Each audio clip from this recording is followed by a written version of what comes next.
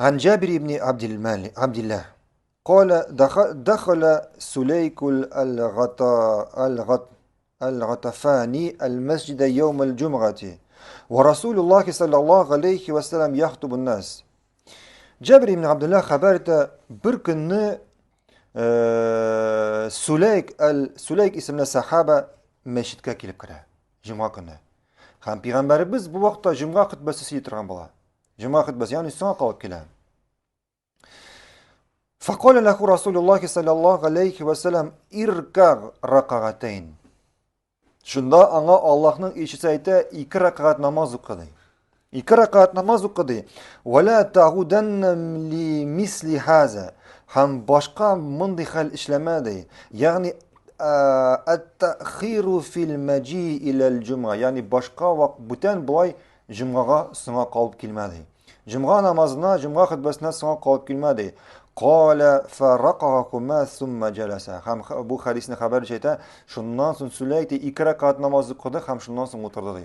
Boshda 2 raqat namoz o'qidi, ham shundan so'ng o'tirdi. Shulay Muslimda 875-hadisda kela shunday boshqa rivoyatda shu hadis, ya'ni shu hadisni o'qib ketamiz anglar uchun. جاء سليك الغطفي يوم الجمعة ورسول الله صلى الله عليه وسلم يخطب. Aytganimcha Sulayk juma kuni masjidga keladi. Masjidga kelib kiradi, ham bu vaqtda payg'ambarimiz sallallohu alayhi vasallam juma xutbasini aytgan bo'ladi. Fajalasa ham kelib o'tiradi, ya'ni narsa ishlamaydi. Narsa ishlarganda. 2 raqat masjidga kirish o'qiladigan 2 raqat namozni o'qimay, tahiyatul masjid. O'qimay 2 raqatni kelib kirgan. فقال له يا سليك قم فرقق رقعتين. Shunda payg'ambarimiz sallallohu alayhi vasallam xutba silab turgan xutbasidan to'xtab aytadi, "Ey Sulayk, turdi, 2 raqat namoz o'qi. فَتَجَوَّزْ فِيهِمَا. Ham bu 2 raqatni tezroq o'qi. ثُمَّ قال إذا جاء أحدكم يوم الجمعة والإمام يخطب فليرقق رقعتين فَلْيَتَجَوَّزْ فِيهِمَا.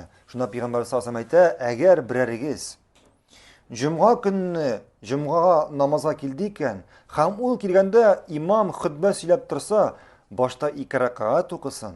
2 raqat namoz o'qin, tahiyatul masjid. Bu 2 raqatni tez o'qisin, ham shundan so'ng o'tirsin. Shunga ko'ra bu hadisda bir necha masala chiqadi. Birinchisi, jumg'aga ertaroq kelu. Chunki payg'ambarimiz sallallohu alayhi vasallam aytdi, boshqa bo'lay ishlamadi edi. Ya'ni juma xutbasidan so'ng qolib kelma. Shunga ko'ra juma xutbasidan ertaroq kelu, imom chiqqan shu kelu. Ikkinchi masala 2 raqat tahiyatul masjid vojib bo'luvi. Namozga kelgach 2 raqat namoz o'qu vojib. Shu hadisdan, ya'ni olimlarimiz bunda qo'y birlari sunnat, ya'ni ko'pchilik olimlar vojib dedi. Ham bu durustroq, ham ular shu hadisga to'yindilar. Chunki payg'ambarimiz xutbani tinglash vojibmi? Xutbani tinglash vojib. Shunga da qaramasdan payg'ambarimiz uni xutba tinglovdan turg'izib 2 raqat namoz o'qishga amr etdi. Shunga ko'ra 2 raqat namozga kirgach, 2 raqat masjidga kirgach 2 raqat tahiyatul masjid o'qish vojib. Qizg'anishga qarshi kurga to'g'ri keldi.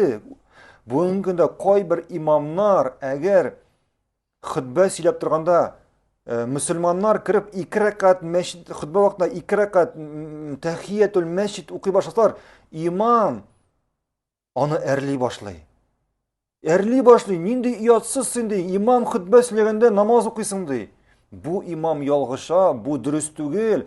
Hadisda keldi, payg'ambarimiz kirisincha o'tirgan kishini xutbasini to'xtatib turg'izib 2 raqat namoz o'qirga amr etdi. Shulay, 3-chi masala bu namozni tez o'qi. Agar sen so'ng qolib kelding ekan, ham imom xutba sili 2 raqat namozni tezroq o'qi. Lekin bu 2 raqatni tezroq o'qi bizga qog'ilmay, qizg'anishga qarshi.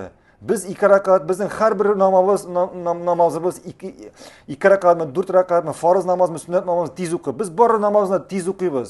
Shunga ko'ra bu bizga qog'ilmay.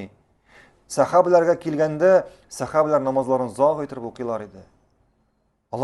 Ular namoz o'qiganda bor narsani unutadilar. Hatto kela salaflardan, bizga qarab bo'lgan kishilardan bir kishi turunda namoz o'qiganda masjidning stenasi jimirlar. Ismini unutdim bu olimning. Namoz o'qiganda masjidning stenasi jimirlar, qarshimda turgan stenasi. Аңа килеп намаз уку, бөтен кеше чаба. Намаз укып бетергәннән соң әйтәләр, син күрдеңме? Юк, күрмәдем ди. Хәтта намаз укыган шу стенаны җимергәнен сизми, туймый. Шуның кадәр хушуклыкка бирелә. Хушуклыкка бирелә. Һәм шуңа күрә бу сүзләр кемгә кала? Әгәр беребез чыннан да пәйгамбәребез укыган шикелле намазны тыргыза икән, зак итеп укый икән, хутбага соңга калып килсә, 2 рәкать тахиятул мәсҗидне тиз укысын. Тиз укысын. Һәм 4нче мәсьәлә. Әгәр син имам хатиб икәнсең, җомга хутбасында син имам, син хутба бирәсең. Соңга калып килгән кешенең мәчеткә кергәч утырганын күрсәң, нәрсә эшләргә кирәк? Пәйгамбәребез эшләгән шикелле, аңа әйтергә кирәк. Кардәшем, 2 рәкать тахиятул мәсҗид укы дип. 2 рәкать мәчеткә сәлам бирү намазын укы дип әйтеп торгызып намаз укытырга кирәк.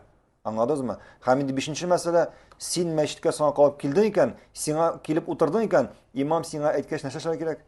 Торып 2 рәкать намаз укырга кирәк. Аллаһу а'лам. Һәм инде